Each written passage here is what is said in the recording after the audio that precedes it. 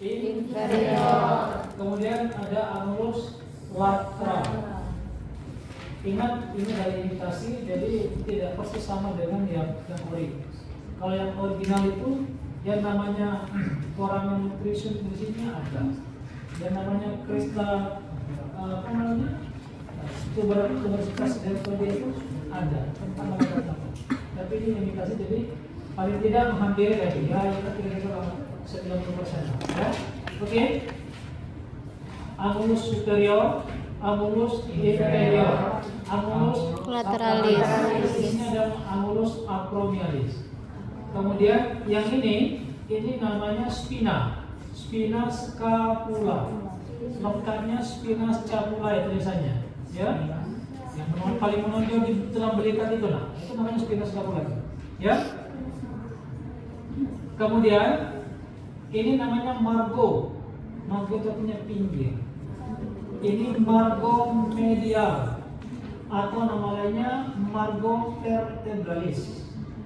Kenapa disebut margo vertebralis? Karena dia berdekatan dengan ceruna vertebralis. Ya. Kemudian yang ini namanya margo, lawannya medial apa? Lateral. Lateralis. Jadi margo lateralis, margo Medialis. Yang di atas ini, kalau atas namanya apa? Superior. Margo Superior. Kemudian ini yang lakukan namanya incisura scapula. Yang menonjol ini namanya, kalau menonjol apa namanya? Prosesus coracoideus.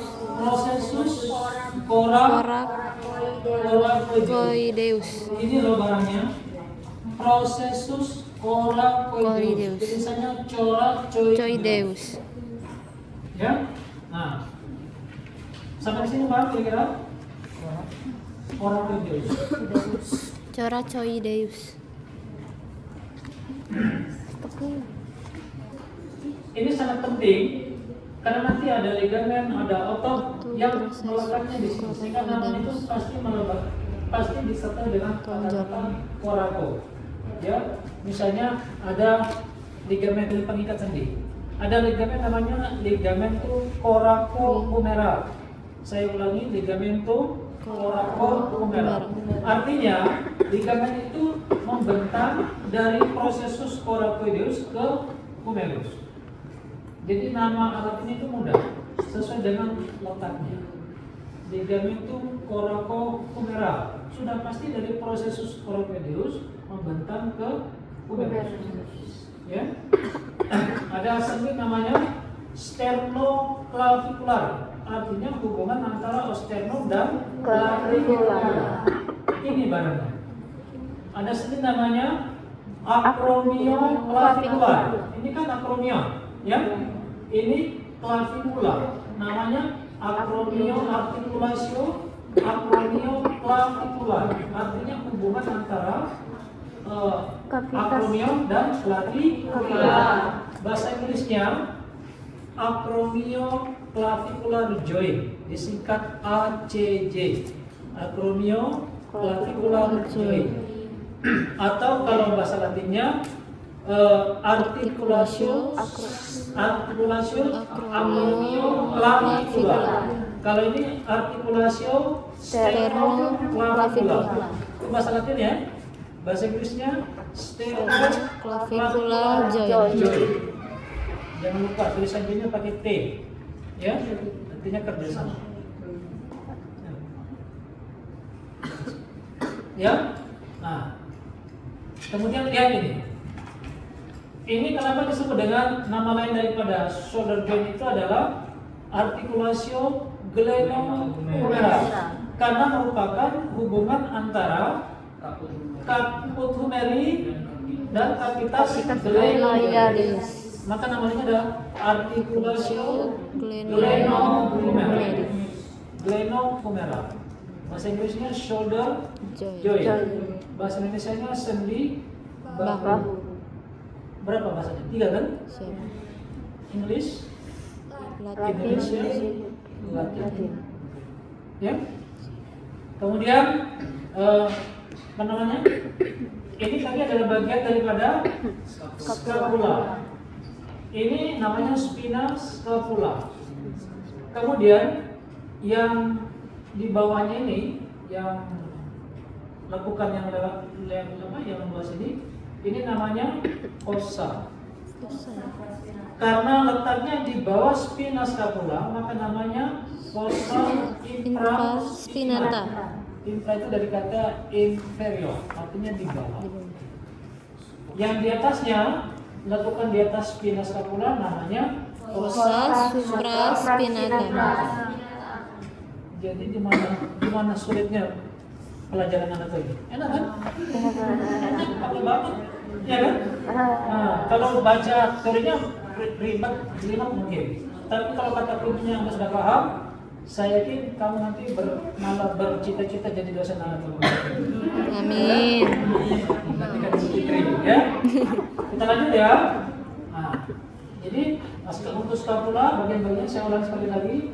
Annulus superior, annulus Inferior. annulus Lateral. annulus acromialis, spina scapula, acromion scapula, margo vertebral atau margo medial, margo lateral, ya, margo superior. Kemudian ada yang celah-celah, ini namanya incisura scapula, ya. Kemudian tonjolan ini namanya processus coracoideus. Ini namanya capitas glenoidalis. Di sini ada tonjolan kecil. Kalau yang aslinya ya, tonjolannya kecil banget. Itu namanya tuberculum infraglenoidalis. Tuberculum Infraglenoidalis. Artinya tonjolan kecil itu letaknya di bawah capitas glenoidalis. Begitu kan cara penamaannya. Kalau dia di bawah dikata infra atau inferior, kalau dia di atas ditambahkan kata superior atau supra. Nah, contohnya begini. Ada otot itu yang namanya musculus infraspinatus. Artinya letak otot itu pasti di sini. Ada juga otot namanya musculus supraspinatus. Letaknya di sini. Ya. Jadi penamaan otot, nama otot itu, nama ligamen itu sangat bergantung kepada lokasi di mana dia berada. Contoh yang tadi ligamen coracohumeral. Otot musculus, untuk otot misalnya musculus infraspinatus, musculus supraspinatus. Ya, ada bursa itu bantalan sendi. Bursa misalnya bursa subacromialis, artinya di bawahnya acromion. Ada bursa namanya bursa subdeltoidea, artinya di bawah musculus deltoid. Bursa itu adalah bantalan sendi yang secara umum, tetapi khusus pada vertebra itu namanya diskus. Ini barangnya. Ini namanya diskus nih. Diskus. Karena dia letaknya di antara dua vertebra, maka namanya diskus intervertebralis. Diskus intervertebralis. Ini clavicula. Yang bagian pentingnya ada 3. Ini adalah corpus clavicula. Corpus itu artinya badan. Ya. Kalau bahasa Palembangnya mungkin oncaknya. Ya. Corpus, tulisannya corpus. Yang bagian ini, yang bagian ujung clavicula yang berdekatan dengan sternum, ini namanya extremitas sternalis. Saya ulangi, extremitas sternalis. Artinya ujung clavicula, ujung os clavicula yang berdekatan dengan sternum. Yang di ujung sebelahnya namanya Extremitas acromialis. Karena dia lebih dekat ke arah acromialis. Ya. Tadi sedikit sudah saya sampaikan ACJ, acromion clavicular joint, sternoclavicular joint. Ya. Nah, ini ada satu sendi yang harus kamu tahu. Ini kan kostal, ya. Costo, yang ini vertebra. Maka sendi-sendi ini namanya costovertebral. Articulatio costovertebral atau costovertebral joint. Articulatio costovertebral atau bahasa Inggrisnya costovertebral joint. Ya, jelas ya. Nah, itu kalau orang mengalami penyakit misalnya EDC, kemudian sudah menjalar TBC baru misalnya, menjalar pernah dengar namanya TBC tulang, pernah kan? Menjalar misalnya di sini, kemudian yang mengalami peradangan di sini itu sakit banget. Kenapa? Karena costovertebral joint ini berperan pada saat kita bernafas, terutama pada saat inspirasi. Inspirasi itu artinya apa? Menarik nafas. kayak gini loh. Ya, inspirasi yang normal pasti rongga toraks akan membesar, baik ke anterior, lateral. Nah, kalau lateral itu kan melibatkan menggerakkan costovertebral joint. Kalau ini yang mengalami artritis atau misalnya terjadi TBC tulang yang kena di sini, itu pasiennya sakit banget, tersiksa pada saat dia mau bernapas. Pada saat bernapas dia tertekan begini, dia menghindari gerakan ekspansi toraks, ya itu sangat sakit. Lalu sterni, corpus sterni, processus hypotenus, ya yang menunjuk itu ya. Kemudian costa 1 sampai 7 namanya costa apa? Costa Vera. Costa spuria atau tulang rusuk sejati, ya kan? Kita hitung 1, 2, 3, 4, 5, 6, 7. Ya, ini namanya Costa Vera. Costa Vera. Costa Vera atau tulang rusuk sejati. Yang 8, 9, 10 tulang rusuk Spuria. Costa Spuria. atau tulang rusuk masuk. Kemudian yang terakhir 11, 12 Costa Fluctuantes. atau tulang rusuk Malayan. Kenapa disebut Malayan? Karena dia tidak berhubungan dengan sternum, baik secara tidak mau secara langsung maupun tidak langsung. Kalau yang 8, 9, 10 ini kan berhubungan dengan sternum, tapi tidak langsung. Maka namanya costa spuria atau tulang rusuk Palsu. Yang ini berhubungan langsung, maka namanya costa Vera. atau tulang rusuk sejati. Ya. Ada namanya Vera di sini. Siap tidak? Jadi satu-satunya cinta sejati itu cintanya Vera. ya kan? Karena dari Costa Vera. Enak kan baca nama kami? Sampai menghubungkan ke yang apa? Yang urusan apa namanya? Urusan apa namanya? Urusan asmara. Asmara dalam asrama. Apa? Enggak. Ada alasannya. Nah, itu biasanya pelakunya tuh. Asrama. Kamu tidak ada asrama semua enggak? Siap tidak? Nanti enggak. Scapula sudah, costa sudah, sternum sudah, columnar umbilis sebagian. Nah, kita pindah ke sini. Ini adalah os femoris. Ya. Nama ini namanya apa? Caput femeri. Yang bagian pentingnya yang perlu diketahui misalnya caput femeri. Kemudian ini apa jenis ini? No. Kalau artikel itu artinya sendinya. Yang saya tanya ini loh, ini bagiannya ini. Proses. Yang ini namanya epicondylus medialis femeri. Ini nih barangnya nih, nah.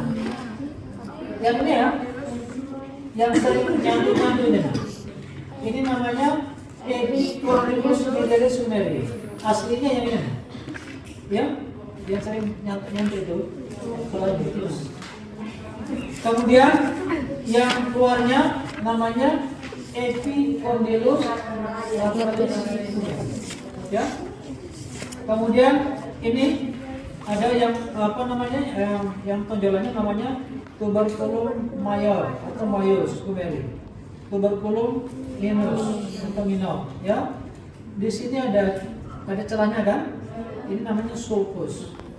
Karena dia terletak di antara tuberculum mayor dan minor, maka namanya sulcus intertubercularis. Gitu kan? Begitu tertatanya bahasa Latin ini. Ya. Nah, di ujung bawah sini ini ada yang lanjutan daripada tuberculum mayor dan tuberculum minor ini ada namanya crista tuberculi mayor. Yang ini crista tuberculi minor. Crista pasti kamu sudah sering lihat sebelum kuliah di sini. Ada kan? Ada kan? Mau kayaknya crista? Ada. Kamu aja nggak nyambung. Ya? Tuberculum mayor, tuberculum minor, crista sulcus intertubercularis. Yang di bawahnya crista tuberculi mayor, crista tuberculi minor. Kemudian ada epicondylus medialis, epicondylus lateralis. Ya. Kemudian ini apa namanya? Fossa apa yang mana? Fossa oleh Granon. Artinya tempat masuknya oleh Granon itu yang ini loh, yang tonjolan daripada os urna. Ya. Nah, kemudian kan banyak tuh, ada namanya tuberositas deltoidea. Tuberositas deltoidea itu artinya tonjolan tempat melekatnya musculus deltoideus. Ada otot di sini. Berapa itu letaknya? Ya. Ada otot di sini yang bentuknya seperti segitiga delta itu namanya musculus deltoideus. Tempat melekatnya namanya tuberositas deltoidea. Ya, ini nggak kelihatan tadi kan imitasi. Kalau tulang asli itu kelihatan kok. Kristanya kelihatan, crista tuberculi mayornya, minornya semuanya kelihatan asli. Nah, di situ kan ada namanya foramen nutritium. Kasih ingat apa artinya? Tempat lewatnya sari-sari makanan untuk tulang. Jadi tulang itu juga makan, bukan cuma tulang yang di Medan sana. Ada punya tulang di Medan? Ada Medan di sini? Ada. Dari mana? Orang apa kak? Makanya apa? Berarti orang dari sana tuh. Ini banyak nih, ada 17 ya. Mulai dari Kaput Kumeri, Kolom Kumeri, dibaca di situ di atlasnya ada kan? Tuberculum mayor, tuberculum minor, sulcus, kemudian crista tuberculi mayor, crista tuberculi minor, kemudian apa namanya? Kolom silogiko, Itu Randi. tuberositas deltoidea. Itu apa dulu juga baca dulu. Epicondylus medialis, ada Merus. ada fossa coronidea, ada fossa prani, ya, dan seterusnya, ya. Sudah, artinya begini, ketika Anda memahami prinsip atau cara-cara penamaan bagian-bagian daripada itu dengan menggunakan bahasa Latin, mudah-mudahan itu bisa membuat Anda lebih crash atau tertarik mempelajari. Misalnya nih, ada kata-kata tuberculum supracondylar. Tuberculum supracondylar. Tuberculum artinya tonjolan kecil, supra artinya di atas, condylar dari kata condylus. Maka dipastikan yang dimasukkan adalah bahannya pasti di sini. Tinggal lagi apakah medial atau lateral. Kalau dia medial berarti tuberculum supracondylar medialis, berarti disikat. Lateral sekali itu, ya. Tuberculum supracondylar lateralis, berarti disikat. Ya. Kemudian begitu pula yang selanjutnya. Sama dengan tadi, misalnya musculus infraspinatus berarti di sini, musculus supraspinatus berarti di sini, ya. Nah, nanti ada ligamen segala macam. Pertemuan berikutnya kita akan lihat itu satu. Kemudian kita lanjut di sini. Ini os radius, os ulna. Cara mengenalinya mudah. Os radius itu pada bagian distalnya lebih besar daripada os ulna. Bagian proximalnya lebih besar dibanding distalnya. Ya. Nah, yang penting di sini adalah processus styloideus radii, yang bahasa Indonesianya apa? Mata tangan ya? Ada? Yang ini mata tangan namanya kan? Kan ada mata kaki itu. Ya kan? Benar kok. Mata kaki ini namanya malleolus medialis, kalian dalam. Ya. Yang luar Mediolus lateralis. itu kan mata kaki kan? Ya. Masa kaki ada tangannya? Ada matanya, tangan tidak ada. Benar. Ada dong. Itu namanya mata Tangan. bagian dalam. Dalam. Namanya processus Processus dalam kan? Processus styloideus ulna. Kalau di styloideus. sini processus styloideus radii. Ikat di barangnya. Ya. Nah, ini namanya processus styloideus radii. Yang bahasa kitanya mata tangan. Yang ini processus styloideus ulna. Yang bagian dalam sini, ya. Kemudian selanjutnya ini adalah deretan proksimal ossa carpalia. Ada 4: os navicular, lunatum, triquetrum, pisiform. Kemudian bawahnya metallum maius, metallum luminus, capitatum dan hamatum. Ada 8 kan? Sudah tahu cara menghafalnya? Cara. Oke. Scapuloid itu namanya dari navicular. Navicular bahasa Latin, scapuloid bahasa Inggris. Oke. Oke. Triquetrum, di atas triquetrum ada pisiformis, di atas ada hamatum, di sini capitatum, di sini tripezoid, di sini trapezium. Oke. Right. Kemudian kita lanjut. Gerakannya tadi sudah ya, sudah pas ya. Jadi ini ada 8, ini namanya ossa carpalia. Artinya tulang-tulang membentuk telapak Tangan. pindah ke sini namanya meta. Carpal. Meta itu artinya kan apa artinya meta? Hah? Kemudian ini adalah palang. Proksimal palang. Medial distal. Proksimal palang disingkat PIP. Proksimal interpalang. DIP distal middle palang. EP. Ini DIP distal interpalang. Jelasan? Gerakannya palmar, dorso, ulnar deviasi, Iya. ulnar deviasi, radial, Deviasi. kemudian sendinya. Ini namanya artikulasi. Nah, kenapa disebut artikulasi radiokarpea? Karena sendi ini dibentuk oleh hubungan antara os radius pada bagian distal dan deretan proksimal ossa carpalia. Maka namanya articulatio radiocarpalis atau carpea. Ya. Bahasa Inggrisnya wrist joint. Bahasa Indonesianya sendi pergelangan tangan. Bahasa-bahasanya ulah keluarga. Bahasa Inggris, Latin, Indonesia, Korea. Ya. Kalau ini articulatio cubiti. Terdiri dari 3 sendi. Yang pertama humero radial, ya. Kemudian humero ulnar, kemudian articulatio Radio ulnar proximal. Bahasa Inggrisnya radio ulnar joint proximal.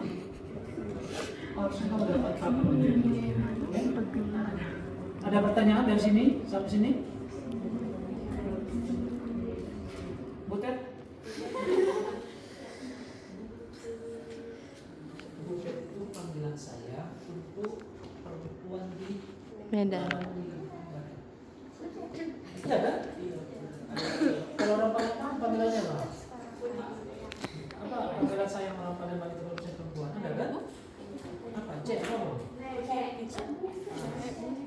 Kalau orang Sunda kan pakai neng, ya kan? Orang Jawa pakai enggak? Ayo berarti. Ayo ya, dicek lah pokoknya. Mau cek. Cek ya, Mas Abu. Suka satu Ya, Mas. Cek yang bisa dicekkan. cek